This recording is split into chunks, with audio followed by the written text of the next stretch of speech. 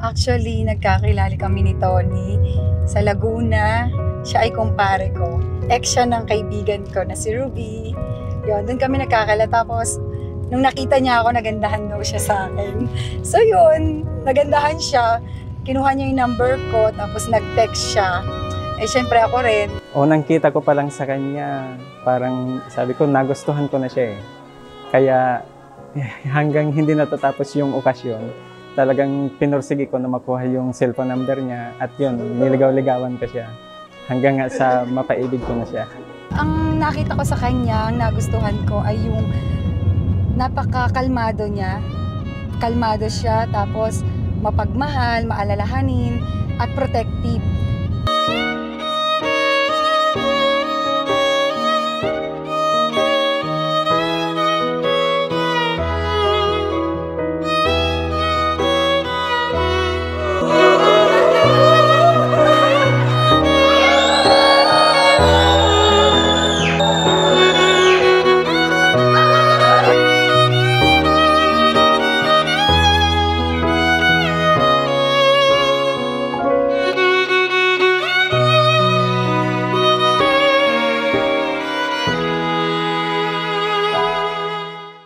Funny how love hits you when you least expect it to. Mahal kong Tony, unang-unang sa lahat, gusto kong magpasalamat sa Lord dahil ikaw yung better half ko. Ako'y nangangako na ikay aking mamahalin habang buhay, ikay aking aalagaan, aking pasisiyahin, at sa oras ng kalungkutan, nandito lamang ako, iyong sandalan. I was gonna spend my life with you. I promise I'm yours, always and forever, through the good and the bad, for worse or for better. I wanna be with you for the rest of my days.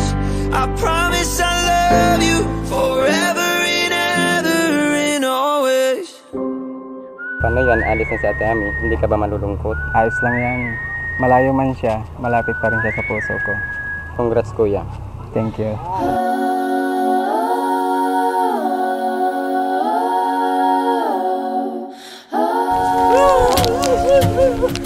Mabuhay ang bagong kasal!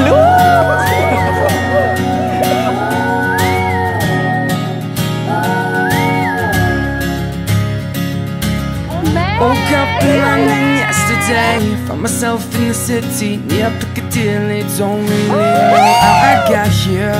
Got some pictures on my phone, new names and numbers that I don't know. Addresses of places like Abbey Road. Day turns to night, night turns to whatever we want. We're young enough to share. Oh, this has gotta be the good life. This has gotta be the good life. This could really be the good life. Good life. I say yo, get this feeling that you can't fight. Like the city is on fire tonight. This could really be a good life. A good, good life.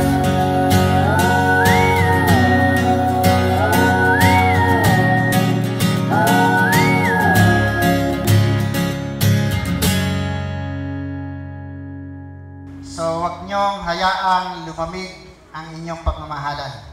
Dahil sa kawalan ng pagrespeto sa isa't isa, ang pag-ibig daw ay parang kape. Kaya Tony at Ami, huwag niyong hahayaang lumamig ang inyong pag-ibig sa isa't isa. Napakalambing niya eh. Saka yung kapag may away kami, may alitan, kahit sa kanyang pagkakamali, parang siya pa yung nagsusuri. Mali ko siya ang magsusuri o kapakumbaba niya. Saka higit sa lahat, maka-Diyos niya. Yun ang pinakang nagustuhan ko sa kanya.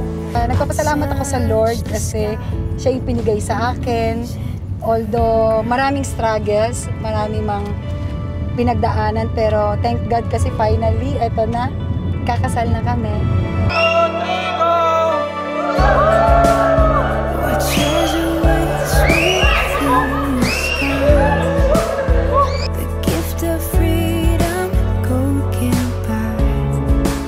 Sa aking pinakamamahal, sobra ako nagpapasalamat sa Panginoon sa pagsagot niya sa panalangin ko at ito ay ang pagtayo natin dito sa altar kasama ka. At nangangako akong mamahalin ka at aalagaan hanggang ako'y nabubuhay.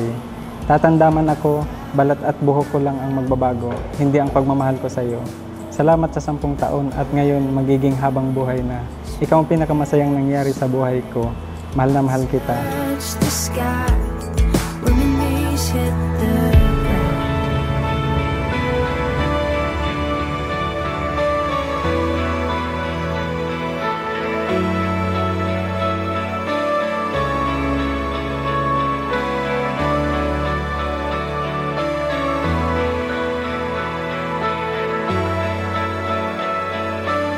Ang mensahe ko sa iyo ay nawa, ngayon ay mag-aasawa na tayo, ay nawa ay patuloy pa tayong tumibay ang pagmamahalan at maging ang sentro lamang natin ay ang Panginoon para malagpasan natin ang lahat ng pagsubok na darating sa atin. Tandaan mo na mahal kita. Touch the sky when the knees hit the ground. My heart beating, my soul breathing. I found my life when I laid it down. I want for you, spirit side. I touch the sky when the knees hit the ground. Find me here at your feet again.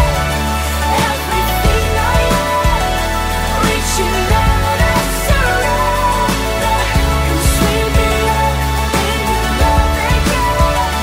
And my soul returns on the wings of forever.